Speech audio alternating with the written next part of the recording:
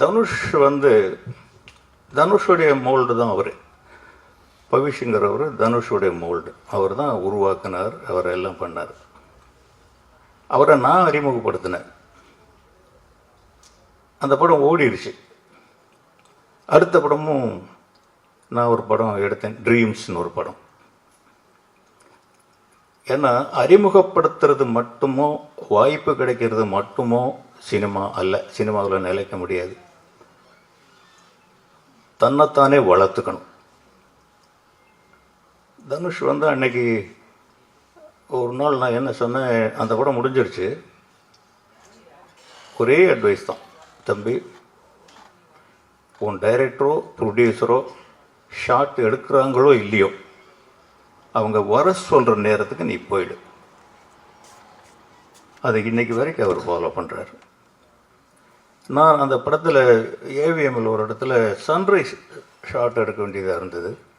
இப்போ நீ வந்துடுவியா அப்படின்னு. வந்துடுவேன்ப்பா அப்படின்னாரு. வீட்டுக்கு போனோடனே அந்த ப்ரோக்ராம் மாறிடுச்சு. ஒரு 10-11 மணிக்கு மாறிடுச்சு. நான் ப்ரொடக்ஷனில் சொல்லி எல்லாருக்கும் சொல்லிடுங்கன்னு சொல்லிட்டேன். காலையில் வீட்டில் எழுந்து பார்த்தாக்க குழந்தைய காணோம், பவிஷை காணோம்.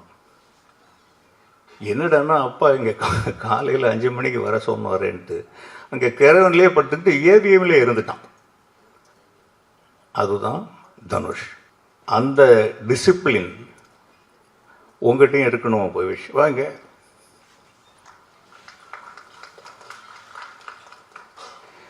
இவர்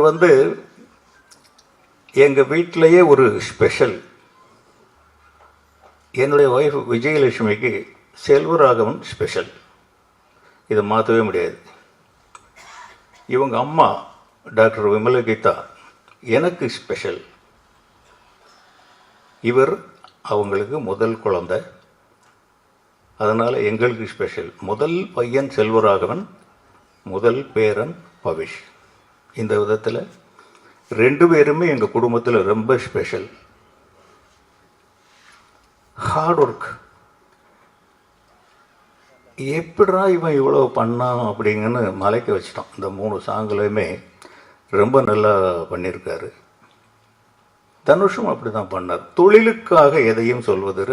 தனுஷ் அவ்வளோதாங்க. ஒரு படம் துள்ளுபோது இளமை முடிஞ்ச உடனே காதல் கொண்டேனில் செல்வராகவன் கிட்ட ஹேண்ட் ஓவர் பண்ணியாச்சு. அவரை காதல் கொண்டேன் முடிஞ்ச உடனே சுப்பிரமணிய சிவா எடுத்துக்கிட்டாரு. இன்னும் சொல்ல போனாக்கா அவர் ஹீரோன்னு மோல்டு பண்ணதே சுப்பிரமணியம் சிவா தான். அந்த திருடா திருடிங்கிற படத்தில் மன்மதராசாங்கிற பாட்டு இல்லைன்னா அவருடைய கெரியர்லேயே ரொம்ப பெரிய படம் அது. அவர் தன்னைத்தானே வளர்த்துக்கிட்டார். அவர் யாருமே வளர்க்கல. அது மாதிரி பவிஷ்,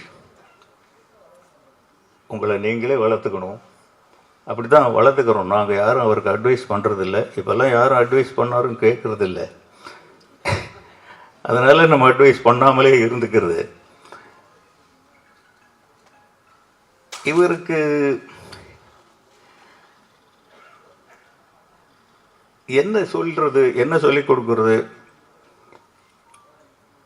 அந்த நீக்குங்கிற படம் பண்ணதிலிருந்து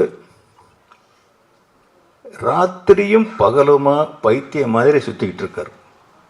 எங்கன்னா கிளாஸுக்கு போகிறார், எங்கன்னா டான்ஸ் கிளாஸ் போகிறார், எங்கன்னா ஃபைட் கிளாஸுக்கு போகிறார், எங்கன்னா ஷூட்டிங் போகிறார். எனக்கு ரொம்ப எது பெருமை தெரியுமா?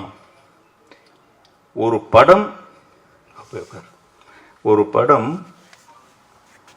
இப்போ தான் பூஜை போட்ட மாதிரி இருக்குது. வெஸ்ட் மாம்பலத்தில் எங்கேயோ ஒரு இடத்துல பூஜை போட்டாங்க.